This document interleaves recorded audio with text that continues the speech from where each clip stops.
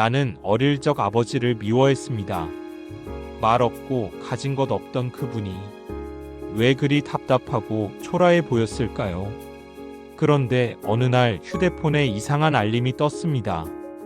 위치 서비스가 백그라운드에서 작동 중입니다. 그제야 알았습니다. 그 사람이 7년 동안 아무 말 없이 나를 지켜보고 있었다는 걸요. 지금부터 저의 이야기를 시작합니다. 나는 어릴 적 아버지를 미워했습니다. 그분이 가진 건 하나도 없었고, 말은 없고, 돈도 없고, 난 그게 다 싫었어요. 나는 항상 비교했어요. 있어 보이는 아빠들, 해외여행 사진, 브랜드 옷.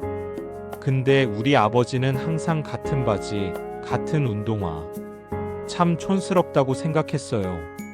아버지는 가스레인지에 냄비를 올리고 라디오를 켜둔 채 자리에 앉아 신문을 넘기곤 했어요. 나는 지하철을 타고 회사에 앉아 프린터 앞에서 보고서를 뽑고 회의에 쫓기고 택시에 몸을 싣고 고개를 떨궜죠. 나는 그 고요함이 답답했어요.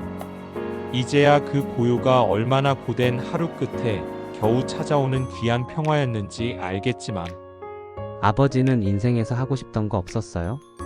꿈도 목표도 아무것도 없었어요? 있었지. 근데 내가 밥 세 끼 잘 먹는 게 그게 됐더라. 그 말이 그땐 진짜 듣기 싫었어요. 근데 지금은 가끔 그 한마디에 눈물이 납니다. 회사 탕비실 누군가 말하더군요. 우리 아버지는 진짜 조용했는데 뒤늦게 알았어요. 걱정 많고 따뜻한 분이더라고요. 그 말을 듣고 난 커피잔을 조용히 내려놓았어요. 그 순간 마음 어딘가가 먹먹해졌어요. 나만 그런 줄 알았어요. 근데 아버지라는 사람들 대부분이 이렇게 조용히 묵묵히 살아가더라고요. 며칠 뒤 휴대폰 화면에 알 수 없는 알림 하나가 떴어요. 위치 서비스가 백그라운드에서 작동 중입니다. 그제야 알았어요. 나는 몰랐습니다. 그 사람이 7년간 나를 지켜보고 있었다는 걸요. 그것도 한 번도 말하지 않은 채로. 그 사람은 말 대신 그곳에 있었던 사람이었습니다. 우리 아버지는 경북 어느 산자락 마을에서 태어나셨습니다. 학교는 중학교도 못 마쳤고 어릴 적부터 논밭과 공사판이 놀이터였다고 했죠. 20대 청년 시절의 아버지, 작업복에 망치를 든 채 땀에 젖은 얼굴, 시장에서는 고기 대신 달걀 한 판을 들고 망설이는 뒷모습. 그 시절 아버지는 젊었지만 늘 지쳐 있었어요. 일하고 또 일하고 쉬는 날엔 그냥 창밖을 멍하니 보셨죠. 어두운 전등 밑 작은 밥상, 낡은 가스레인지. 그 틈에서 어릴 적에 나는 조심스레 입을 열었어요. 아빠, 나도 학원 가고 싶어요. 아버지는 아무 말도 하지 않았어요. 그저 고개를 숙인 채 밥을 떴죠. 나는 그 침묵이 너무 싫었어요. 안 되면 안 된다고 말하지 왜 아무 말도 없이 나를 부끄럽게 만드느냐고 그땐 그렇게 생각했죠. 중학교 운동장. 찢어진 체육복 바지를 입은 나를 친구들이 힐끔거렸고 쟤네 아버지 택배하신대라는 말이 들려왔죠. 그날 교실 밖 복도에 아버지가 잠시 서 계셨어요. 난 창밖도 안 봤고 그 사람이 나를 보고 있던 건지도 몰랐어요. 그 후로 아버지를 교문 앞에서 보기도 싫었습니다. 고등학생이 되었고 친구들은 새 패딩을 입었지만 나는 해진 교복 자켓 하나뿐이었죠. 아버지가 너 내복 사놨다. 그냥 입어라. 됐어요. 안 입어요. 아버지는 말없이 자취방 앞에 내복을 두고 돌아섰어요. 문은 열리지 않았고 나는 그걸 집어넣지 않았죠. 그 사람이 나에게 뭘 해주는 게 싫었습니다. 가난이 물려지는 것 같아서 그걸 담고 싶지 않아서 애써 문을 닫았습니다. 자취방 냉장고 안에 김치 한 통. 그 옆엔 접힌 종이 쪽지가 있었어요. 조심히 다녀라. 살면서 쓰라린 게 있어도 밥만은 꼭 챙겨 먹어라. 아버지. 그걸 읽고 웃었습니다. 그래 놓고 며칠 동안 숟가락을 잘 안 들게 되더군요. 그땐 정말 몰랐어요.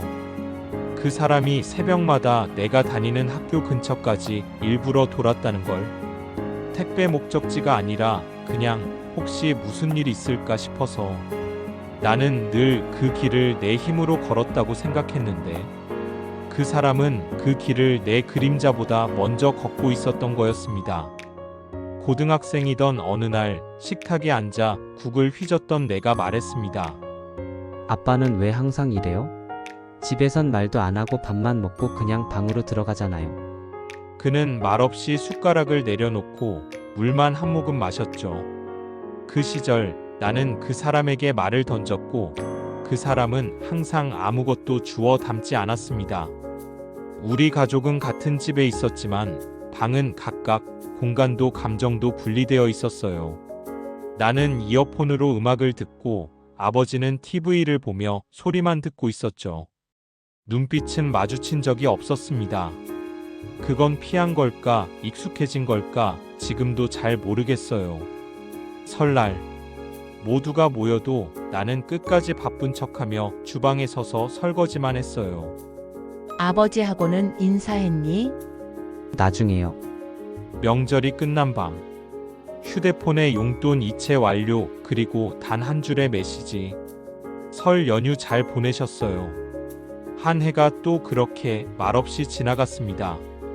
점심시간, 회사 동료들이 부모님과 통화하는 소리 속에서 나는 휴대폰만 들여다보다가 그냥 꺼버렸습니다. 야, 넌 부모님이랑 자주 연락 안 해? 문자만 좀. 아버지의 핸드폰엔 아무 통화 기록도 없었습니다. 마지막 발신 시도는 3개월 전 아들 실패. 그 사람은 나한테 한 번도 먼저 전화를 건 적이 없었습니다. 그게 혹시 나한테 미안해서였을까요? 아니면 그냥 말주변이 없는 사람이었을까요? 요즘은 그런 생각이 들어요. 그 사람은 늘 말이 없던 게 아니라 우리 집을 지탱하느라 말할 여유가 없었던 건 아닐까 하고요. 퇴근 후 현관 앞에 주저앉아 신발을 벗다 말고 나는 잠시 그 사람을 떠올립니다. 비 오는 날 검정 우비 하나 걸친 채 무거운 상자를 들고 젖은 골목을 걷던 그의 등. 그때 그 사람은 내가 굶지 않도록, 내 삶에 빈 곳이 없도록 온몸으로 하루를 맞고 있었던 거예요. 그리고 무심코 넘겼던 아버지의 문자들. 괜찮냐? 비 온다더라. 조심히 다녀라. 저녁은 꼭 챙겨 먹어라. 나는 그걸 질문이 아닌 지시문이라고 여겼습니다. 그래서 대답하지 않았어요. 근데 지금 생각해보면 그 문장들은 다 나한테 말을 걸고 있었던 거예요. 괜찮냐? 는 내가 내 편이라는 말이야. 조심히 다녀라. 는 내가 아무데도 못 가는 대신 너라도 잘 있으라는 말이야. 우리가 나란히 앉은 식탁. TV 소리는 낮고 밥그릇만 부딪힙니다. 하지만 그날 나는 그 사람에게 물컵을 조용히 건넸습니다. 아버지는 잠시 멈춰 고개를 들고 나를 봤습니다. 그날의 밥 한 끼. 그 정적 속에서 우리는 처음으로 서로의 마음을 건드리지 않고 안아주었습니다. 오늘도 하루가 끝났다. 끝났지만 마음이 따라오질 않는다. 요즘은 참 이상하다. 몸은 바쁜데 마음은 자꾸 멈춘다. 창에 비친 내 얼굴을 보다가 도시의 불빛 사이로 스쳐 지나간 노인의 어깨. 멈췄다. 그리고 그 순간 어린 시절의 그 사람이 떠올랐다. 걸음걸이, 어깨, 습관적인 고개 각도까지 왜 하필 오늘 같은 날 그 사람이 떠오른 걸까? 그 사람을 그렇게 오래 외면했는데도. 지하철역을 나와 집으로 걷던 중 멀리서 구부정한 어깨가 다시 보인다. 걸음을 멈춘다. 노란 가로등 불빛 아래 천천히 걸어가는 낯선 사람. 나는 그 모습을 가만히 바라봤다. 말도 못하고 그 사람은 골목 모퉁이 너머로 사라졌다. 그때 문득 이런 생각이 들었다. 혹시 나도 누군가의 뒷모습으로만 남은 건 아닐까? 아무 말도 못하고 그냥 스쳐가는 사람. 집 근처 편의점. 맥주 한 캔을 사서 벤치에 앉는다. 손에 맥주를 쥔 채 하늘을 바라본다. 이상하게 오늘은 그 사람이 그립다. 그 사람은 평생 나를 안다고 말한 적도 없었고, 사랑한다고 말해준 적도 없었는데, 근데 왜 지금은 그 사람이 보고 싶을까? 기억이 흐릿한 장면 하나. 밤늦게 귀가한 아버지가 조용히 도시락통을 닫고 있다. 나는 방문 틈 사이로 그걸 보고 있었다. 그 도시락에 뭘 담아갔는지는 기억나지 않는다. 근데 그걸 닦던 손은 기억난다. 그 손이 어쩌면 세상과 나 사이의 마지막 경계였는지도 모르겠다. 밤이 더 깊어지고 집 앞 골목. 문고리를 잡기 직전 또 누군가의 뒷모습이 스쳐간다. 나는 부르지 않는다. 그저 조용히 그 뒤를 바라본다. 혹시 부르면 돌아봤을까? 아니면 그냥 또 낯선 사람이었을까? 아무 말도 못하고 자꾸 멀어지는 게 익숙해질까봐 무서웠다. 현관문을 열고 들어온 집. 불은 꺼져 있고 안엔 고요한 어둠. 나는 소파에 앉아 휴대폰을 본다. 아버지라는 이름을 누른다. 문자 하나가 뜬다. 비 온다더라. 감기 걸리지 않게 잘 챙겨 입어라. 보낸 날짜 187일 전. 그 문장을 반복해서 읽는다. 187일이면 계절이 2번이나 바뀌는 시간이네. 손가락이 전화 버튼 위에서 머뭇거린다. 진동은 울리지 않는다. 아무에게도 걸지 못한 채 화면을 끈다. 그때 왜 그렇게 외면했을까? 말 한마디에 자존심이 무너질까봐 차마 먼저 문을 두드리지 못했다. 나는 그냥 그 사람이 언제까지나 그 자리에 있을 줄 알았던 거다. 그래서 난 너무 오래 멈춰 있었다. 오늘따라 공기가 다르게 느껴졌다. 몸이 이상했다기보다 뭔가 안쪽이 끓는 기분. 배가 안 좋다. 갑작스럽다. 잠깐 괜찮겠지. 창밖에 불빛이 깜빡인다. 숨이 거칠고 눈이 반쯤 감긴 채 손을 움직인다. 응급실. 링거 바늘이 손등에 꽂혀 있고 벽시계는 새벽 2시를 가리킨다. 눈을 떴을 때 가장 먼저 보인 건 익숙한 그 손이었다. 작고 주름진 손. 물컵을 들고 내게 다가왔다. 괜찮나? 물 좀 마셔라. 아들은 당황한 얼굴로 주변을 두리번거린다. 병원에서 연락 받은 거예요? 아버지는 고개를 젓는다. 낡은 폴더폰을 꺼내 작은 화면을 보여준다. 화면엔 위치 공유 연결됨. 그 아래 시작일 7년 전. 이게 뭐예요? 아버지는 눈을 피한다. 그때 네 독립할 때 몰래 켜뒀다. 혹시 무슨 일 생기면 내가 30분 안엔 도착할 수 있어야 되니까. 아들은 그 화면을 멍하니 본다. 눈동자가 서서히 떨린다. 7년 동안 매일 내 위치를 보신 거예요? 보다기보단 그냥 습관처럼 봤다. 출근할 때 잘 움직였나? 퇴근은 했나? 내가 해줄 수 있는 게 그거밖에 없더라. 저 전화도 제대로 안 했고 귀찮다고 짜증도 냈고 명절에도 한 번 겨우 배웠는데 됐다. 됐지. 나는 그냥 네가 움직이는 것만 봐도 괜찮았다. 나는 눈물 고인 눈으로 아버지를 바라본다. 왜 한 번도 말 안 하셨어요? 너 그런 거 싫어하잖아. 잔소리 듣는 것도 걱정 듣는 것도. 아들은 조용히 손을 내민다. 아버지 손등 위에 올린다. 감사해요, 아버지. 그리고 정말 죄송해요. 아버지는 손을 잠시 바라보다 작게 손을 감싼다. 꽉 쥐진 않지만 그 안에 있던 것들이 전해진다. 새벽 햇살이 병실을 스친다. 아버지가 외투를 챙긴다. 오늘 같이 아침 드시고 가세요. 그래. 먹고 가자. 그 사람은 언제나 말보다 먼저 도착해 있던 사람이었다. 창밖엔 햇살이 고요히 쏟아진다. 병실 창문 틈 사이로 바람이 스치고 병실 내부는 정적에 가깝다. 테이블 위엔 미지근한 물 한 컵과 반쯤 접힌 아침 신문. 두 사람 사이엔 말이 없다. 그런데 그 정적이 어색하지 않다. 아버지는 병실 창가에 앉아 있다. 아들은 천천히 몸을 일으켜 침대를 등받이처럼 세운다. 괜찮으세요? 밤새 못 주무셨죠? 괜찮다. 죄송해요. 이런 데까지 오시게 해서, 그리고 불편하게 주무시게 해서. 괜히. 그래도 덕분에 얼굴 보게 됐다. 오랜만에. 그러게요, 진짜 오랜만이네요. 잠시 조용한 시간이 흐른다. 창문 바깥으로 지나가는 구급차 사이렌이 낮게 멀어진다. 근데 진짜 놀랐어요. 위치 공유를 그렇게 오래 하신 줄은. 요즘은 그런 것도 다 있더라. 처음엔 조금 솔직히 소름 돋았는데, 지금은 그게 그렇게 고맙더라고요. 아버지는 말없이 컵을 건넨다. 아들은 받아 마시며 시선을 창밖으로 돌린다. 아버지도 젊었을 땐 힘드셨죠? 글쎄, 그땐 힘든지 안 힘든지도 모르고 살았지. 그냥 너 밥새 끼만 안 끊기게 하는 게 하루였으니까. 저는 그걸 너무 늦게 알았네요. 그땐 왜 그렇게 부족한 것만 보였는지. 부족한 건 사실이니까. 못해준 건 맞지. 그래서 너한텐 가난을 물려주기 싫었던 거고. 아버지, 저도요. 처음에 결혼했을 땐 진짜 나는 아버지처럼 살지 않을 거야, 그 말 많이 했어요. 잘했다.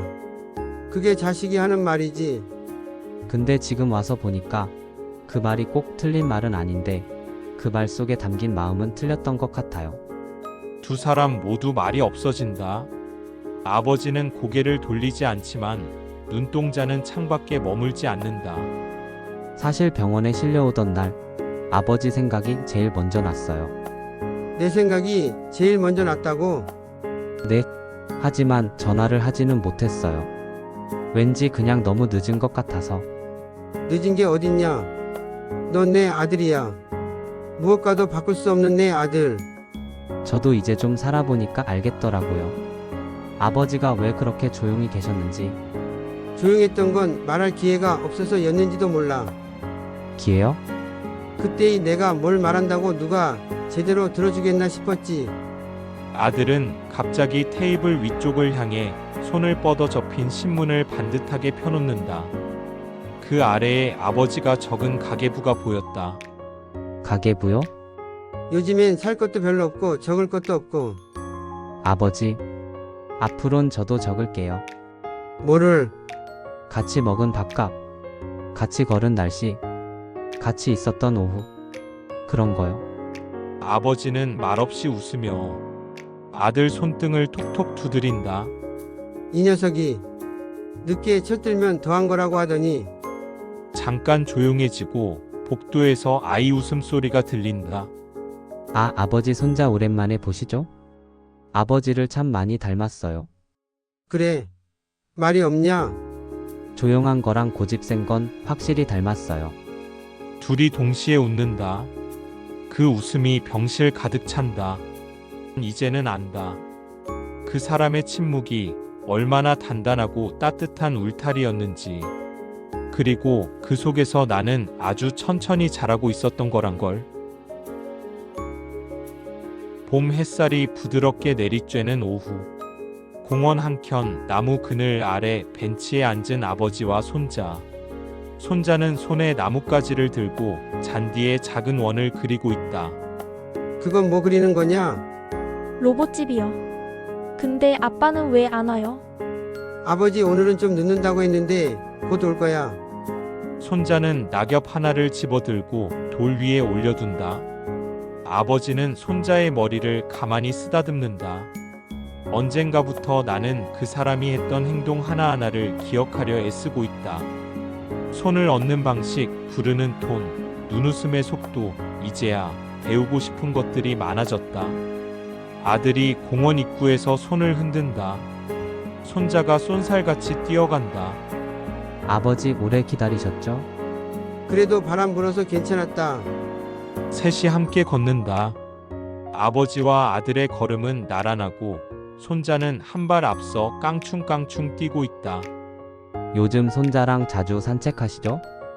얘가 날 끌고 나가. 할아버지랑 나가고 싶다고 먼저 신발을 신고 기다려. 그건 저 어릴 때랑 똑같네요. 저도 아버지 무릎 위에 앉아있던 사진 아직 있어요. 그래. 너 그거 기억은 나냐? 그럼요. 근데 요즘은 그런 게 귀하게 느껴져요. 세 사람은 천천히 공원 산책로를 걷는다. 어릴 땐 몰랐다. 그림자처럼 늘 뒤에 있던 사람이 얼마나 든든했는지를. 지금은 그 사람의 속도로 같이 걸어가고 싶다. 벤치에 다시 앉은 아버지. 손자가 아버지 무릎에 조그만 도토리를 놓는다. 이거 할아버지 가져요. 오, 이게 뭐니? 내 선물이냐? 네. 오늘은 좋은 날이니까. 아버지는 도토리를 가볍게 손안에 쥐며 작게 미소를 지어 보인다.